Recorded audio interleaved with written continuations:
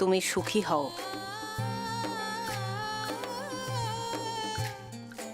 জীবনে প্রথমবার কেউ এত সম্মান দিল।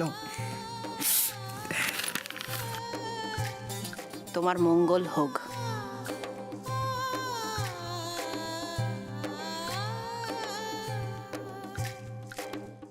তুমি আমাদের ঋণী করে দিলে ভাই।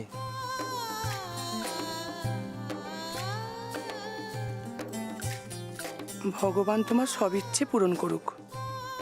তোমরা তো কেউ আমায় দেখছই না, আমাকেও একটু রং দাও না গো।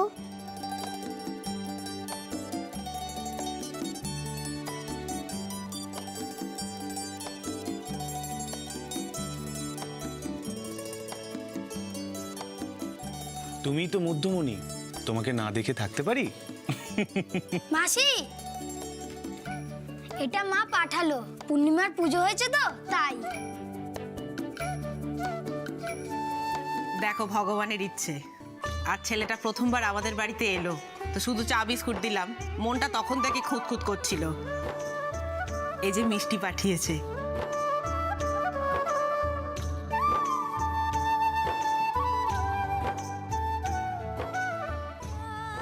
সবই ভাগ্য।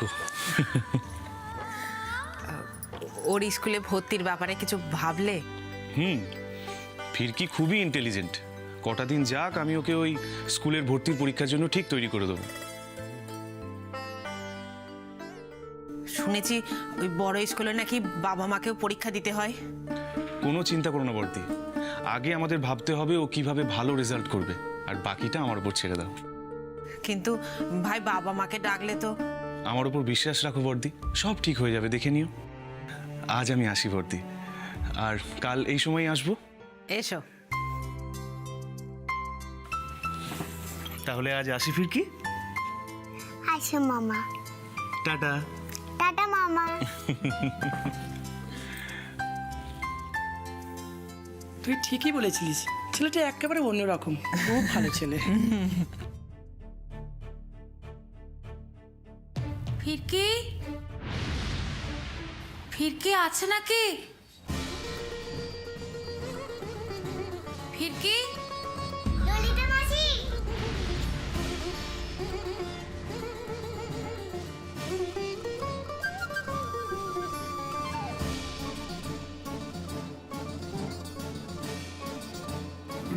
ফিরকি, তুমি একটু ওই ঘরে যাও। কিন্তু ললিতা মাসি এসেছে তো। হ্যাঁ পার্বতী, ওকে ওই ঘরে নিয়ে যা। চল মা চল, তুই এই ঘরে থাক মা, তুই ঘরে থাক। ফিরকি, ফিরকি, ফিরকি, ও কোথায় চলে গেল? বলছি ফিরকিকে একবার ডেকে দাও না গো, ওর সঙ্গে আমার একটু দরকার আছে। যা দরকার আমাকে বলুন। আপনারা দয়া করে এই বাচ্চাটাকে নিয়ে টানা হেজরা করবেন না, আমাদের দিক থেকে একটা খুব বড় ভুল হয়ে গেছে। ভুল? ও মা, ভুল হতে যাবে কেন? আমি তো না, আমরা জানি আপনি ওই এমএলএ বাড়ি থেকে এসেছেন, আপনি তো ওই বাড়িরই লোক। দেখুন, আপনারা অনেক বড় মানুষ, আপনাদের অনেক ক্ষমতা, চাইলে আপনারা সব করতে পারেন, এমনকি থানায় আমাদের নামে ডায়েরিও করতে পারেন। আমি জানতাম রোজিতে পাল্লায় পড়লে কিছু না কিছু ঘটবেই, তাই ঘটলো। ওরা আপনাদের বাড়ি থেকে ওই চেনটা এনে অনেক বড় অন্যায় করে ফেলেছে। বিশ্বাস করুন, আমরা ওই সময় ওখানে ছিলাম না। ওরা ফিরলেই আপনাদের ওই চেনটা আমরা ফেরত দিয়ে দেব। কি ব্যাপারটা কি? কি ঝামেলা পাকিয়েছিস তোরা? ওই রোজিদের সাথে বাধায় যাওয়ার কি দরকার ছিল তোদের? কোনো উপায় ছিল না রানী। কি বলছিস কি? বলছে একটু শোনো না গো, তোমাদের কথা না আমি কিছুই বুঝতে পারছি না। একবারটি ফিরকিকে ডেকে দাও না গো, ওর সঙ্গে আমার খুব দরকার। না, আপনি আমায় নিয়ে চলুন, কিন্তু আমি বাচ্চার গায়ে হাত দিতে দেব না। একটু মহাজাল। ও বাবা, বাবা শোনো না, আচ্ছা তুমি ফিরকিকে চেনো তো বলো? হ্যাঁ, ও তো আমার বন্ধু। হ্যাঁ, তোমার বন্ধু তো, তাহলে তুমি একটু বাবা আমাকে ওর বাড়িতে নিয়ে চলো না, আমি ওর মায়ের সঙ্গে একটু কথা বলবো। কি হলো? দুষ, এটাই তো ফিরকির বাড়ি। হ্যাঁ, আপনি যা বলার আমাকে বলুন, আমি ফিরকির মা।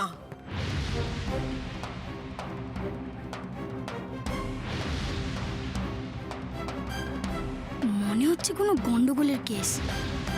যাই, মাকে গিয়ে বলি। জানিস গনু, ওই বাড়ির ঠাম্মিটা না আমাকে একটুও পছন্দ করে না। আর ললিতা মাসি কি সেই কথাটাই বলতে এসেছে?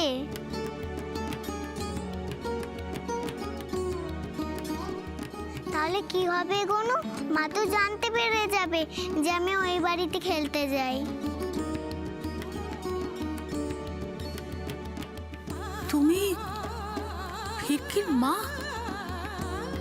হ্যাঁ, কালকে ওই ফিরকির বাড়ি যাবে, তার সমস্ত খোঁজ খবর নিয়ে আসবে, তার পরিবার, তার বংশ পরিচয়, তার বাবা মা, সব কিছু, বুঝেছো? আগে কথা মা। ভগবান, বাড়ি গিয়ে কি বলবো দিদিকে?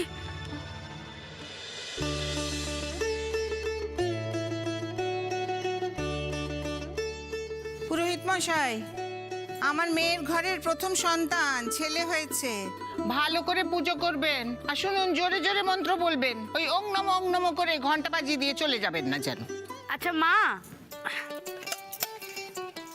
বলছি আপনি আর কতক্ষণ ঠায় দাঁড়িয়ে থাকবেন বলুন তো? এরপর তো কোমরে ব্যথা হয়ে যাবে, আবার কষ্ট পাবেন আপনি। না মা, এরকম করলে তো শরীর খারাপ করবে। আর তোমার উপোস করার কি দরকার ছিল বলো তো? ছোট বৌদি বড় বৌদি তো করলোই। শোন, আমি মা হয়ে ওদের জন্য ঠাকুরের কাছে যেভাবে আশীর্বাদ চাইতে পারবো, বাইরের মেয়ে তারা কি সেইভাবে আশীর্বাদ চাইবে? দুটো এক হলো? কেন মা? বৌদিরা তো আমাদের বাড়িরই সদস্য, আমাদের বাড়ির লোক। তবুও তুমি কেন এরকম বলছো? আই, চুপ করে থাক।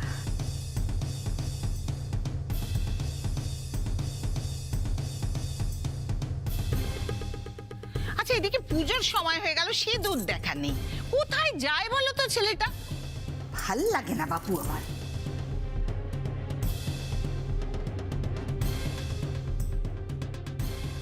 ও বাপ রে বাপ, মনে হচ্ছে মাধ্যমিক পরীক্ষা দিচ্ছে আর কড়া দিদিমণি গার্ড দিচ্ছে।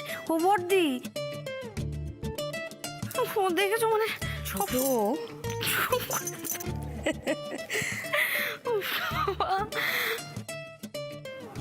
মানে মাকে না তো। এই আবার ভাবছো? না না, ভাবছি আরে ললিতা গেছে বেশ অনেকক্ষণ হয়ে গেল, এখনো ফিরলো না কেন মেয়েটা? ফিরকির বাড়িতে কোনো সমস্যা হয়নি তো? দেখো বর্দি, ফিরকি তো একটা ভালো ঘরের মেয়ে। মান অপমান বোধ তো সবারই থাকে, ছোট বলে কি ওর মান অপমান বোধ থাকবে না? হয়তো বাড়িতে গিয়ে মাকে বলেছে ওর মা আর আসতে দিতে চাইছেন না। কেনই বা ওর মা শুধু শুধু মানে ছি ছি ছি ছি ছি, মা এটা কি করলেন বলতো? সেরকম কিছু হলে না, আমি বলছি তোকে, সেরকম কিছু হলে আমি নিজে গিয়ে ওর বাবা মার কাছে ক্ষমা চেয়ে আসবো।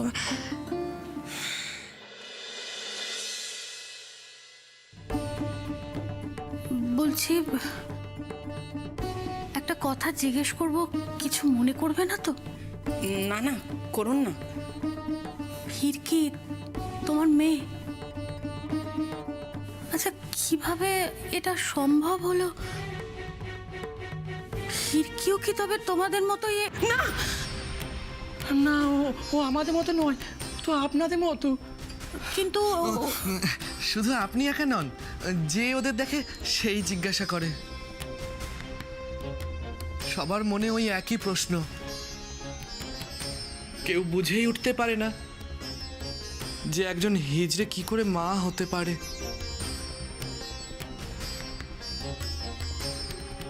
আপনিই বলুন না, রক্তের সম্পর্ক কি সব? জন্ম না দিলে কি মা হওয়া যায় না?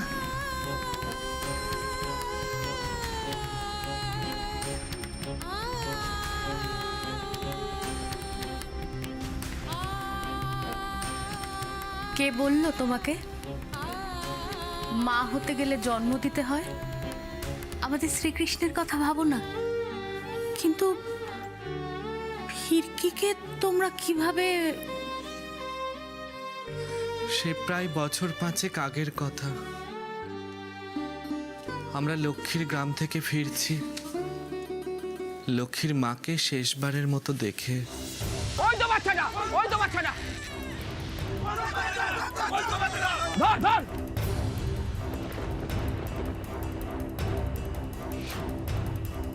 আজ থেকে আমি তোর মা। সেদিন লক্ষ্মী রুকে না দাঁড়ালে কি হতো কে জানে। আমরা তো সবাই ভয়ে ছুটে পালাচ্ছিলাম। সেদিন লক্ষ্মী না থাকলে ফিরকিকে আমরা বাঁচাতেই পারতাম না। আমার তো এখনো মনে পড়ে সেই অভাগী মায়ের কথা, যে সেদিন বাধ্য হয়ে ওই দুধের বাচ্চাকে ফেলে গিয়েছিল। আমি তো আমার ফিরকিকে ছেড়ে একটা মুহূর্ত থাকতে পারি না। আমি জানি না সেই মা তার সন্তানকে ছেড়ে কিভাবে আছে, কোথায় আছে। ছাড়ো না মা, ছাড়ো না। আমি কি বেবি হয়ে গেছি? তোমাকে বারণ করেছে না আলিয়া, এসব কথা বলবে না। তুমি কেন শোনো না? বেশ করেছি, আমি বড় হয়ে গেছি। আর ছাড়ো না। আলিয়া, আলিয়া শোনো। আলিয়া, সুদীপা কই আসবে? ফোন করনি তো, বলনি তো। তবে খুব ভালো দিনে এসছো। আজকে আমাদের বাড়িতে পুজো সত্যনারায়ণের। এই তো সুদীপা এসে গেছো। দেখো আজকে বাড়িতে পুজো, নিজের লোকেদের না বললে হয় বলো? এই যে আমার বড় বৌমা, তোমার তো খেয়ালও ছিল না ওকে ডাকার কথা। ভাগ্যিস আমি সকালবেলা ফোন করে তোমাকে নেমন্তন্নটা করেছিলাম। বলো তাতে কি হয়েছে মাসিমা? আর নিজেদের লোকে কি নিমন্ত্রণ করতে হয় নাকি? এই তো আমার আলিয়া এসে গেছে। হ্যাঁ, আমার দাদু ভাইয়ের আসল বন্ধু তুমি। হ্যাঁ, একটু আলিয়া, আমার দাদু ভাই সব মন খারাপ এখন ঠিক হয়ে যাবে। মধুজান, নীলাদ্রি ওরা কোথায়? আলিয়া বাবা ওরা ঘরে আছে। দাঁড়াও, আমি ডেকে আনছি, এক্ষুনি আনছি। দাদু ভাই শিগগিরই এসো, দেখো কে এসছে, তোমার বেস্ট ফ্রেন্ড এসছে। ফিরকি এসেছে, ফিরকি, ফিরকি এসেছে, ফিরকি, ফিরকি এসেছে, ফিরকি, ফিরকি এসেছে। ফিরকি না, আমি আলিয়া। মা, ও মা, দরজাটা খুলো না। আমি আর কখনো তোমাকে না বলে ওই বাড়িতে যাব না।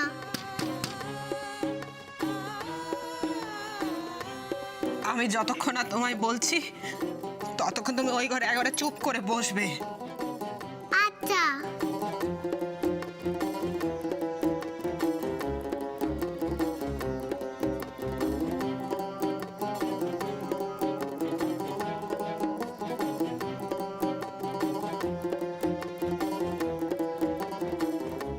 আর সবাইকার মতো আপনিও বিশ্বাস করতে পারছেন না না, যে হিজড়ে বাড়িতেও বাচ্চা মানুষ হতে পারে।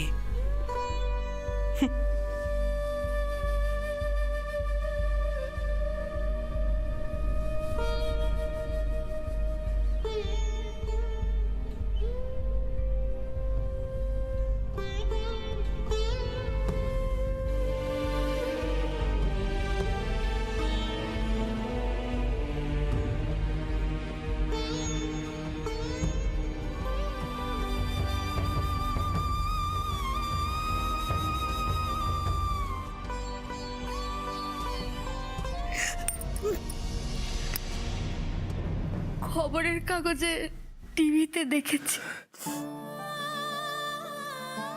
বাবা মারা মেয়ে সন্তান হয়েছে বলে তাকে আস্তা করে ফেলে দিয়েছে। মেয়ে সন্তানের পরিচয় দিতে চায় না। তুমি একজন হিজড়ে হয়ে সন্তানকে বুকে তুলে নিয়েছো। জাত, ধর্ম, ছেলে মেয়ে এসব বাছবিচার না করে তুমি নিজের দায়িত্বে তোমার সন্তানকে বড় করছো। ফিরকিকে যখন ও বাড়িতে দেখেছি না, তখন ভাবতাম জানো ও অনেক বড় লোকের মেয়ে। কি সুন্দর দেখতে আর কি ভালো ব্যবহার বলো। হ্যাঁ, তখন কি জানতাম বলো তো গাড়ি বাড়ি টাকা পয়সা এসব কিচ্ছু লাগে না। সন্তানকে বড় করতে যেটা লাগে মায়ের শিক্ষা। আমি তো ভুলেই গেছিলাম যে মাকেই পদ্ম ফুল ফোটে।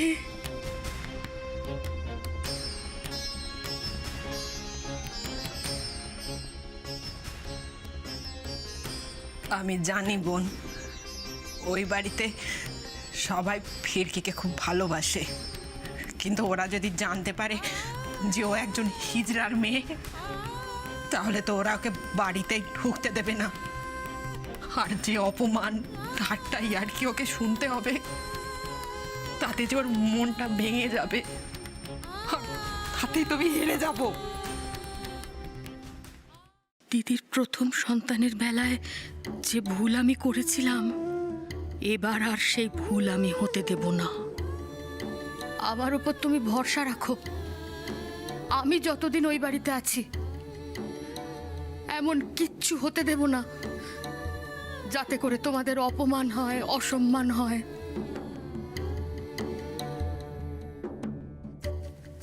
আসলে তোমরা দেখলে তো ওই বাড়ির যে কর্তা মা, তিনি একটু সেকেলে মানুষ তো, তারপর আবার খিটখিটে।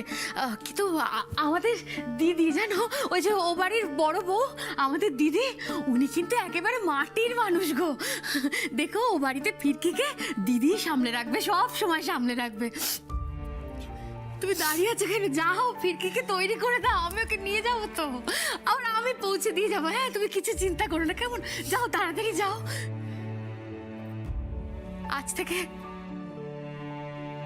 আজ থেকে ও বাড়িতে ফিরকি সব দায়িত্ব আমার।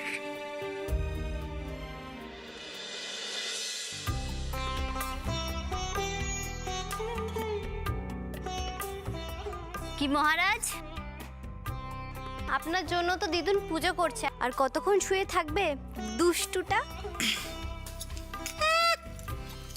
তোর যখন হবে না তখন দেখবো কতক্ষণ জেগে থাকে। কি টাইমিং দেখেছো?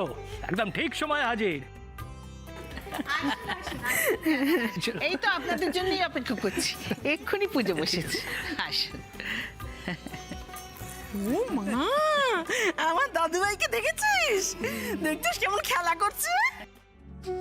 Stone paper scissor, stone paper scissor. আচ্ছা, ললিতা গেল কোথায়? মানুষজন এসছে, একটু জল মিষ্টি দেবে। তা না, এটাও আমায় বলে দিতে হবে। আমি যাচ্ছি মা, আমি যাচ্ছি। হ্যাঁ, তরিতা, আমার খুব চিন্তা হচ্ছে এবার। এই, আরে পড়তে, ললিতাদি যখন গেছে ঠিক ফিরকিকে নিয়ে ফিরে আসবে। তুমি এত টেনশন করো না, আমি আসছি।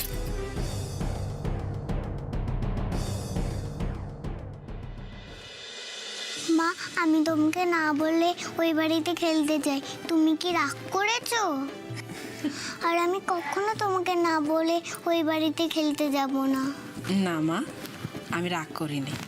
আচ্ছা এবার শোনো, আমি কি বলছি, ওই বাড়িতে যে যাচ্ছ, বড়দের সম্মান করবে, কারণ মুখে মুখে কথা বলবে না কিন্তু। আচ্ছা মা।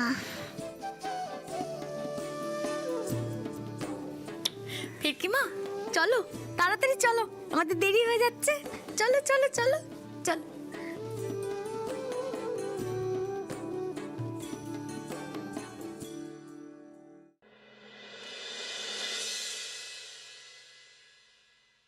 ঠাকুরমশাই, আপনি হোমের টিপটা রেখে যান, ছেলেরা তো সব বাইরে, ওরা এলে আমি দিয়ে দেবো। ঠিক আছে। চলো মা, এস। ফিরকি,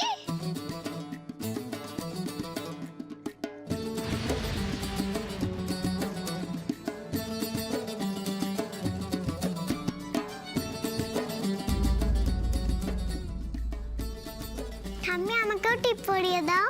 আবার তুই? হ্যাঁ, আপদ হাজি।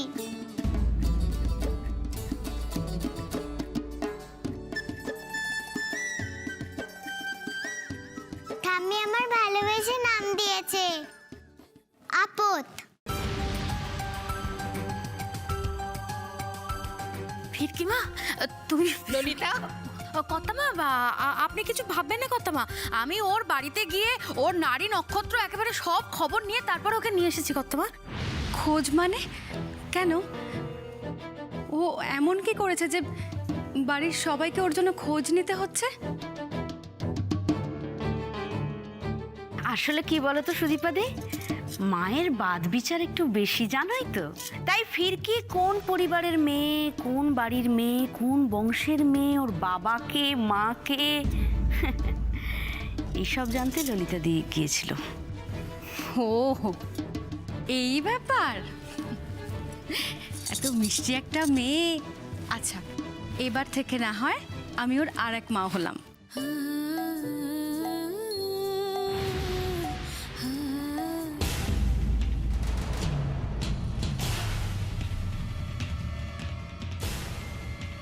ফিরকি, তুমি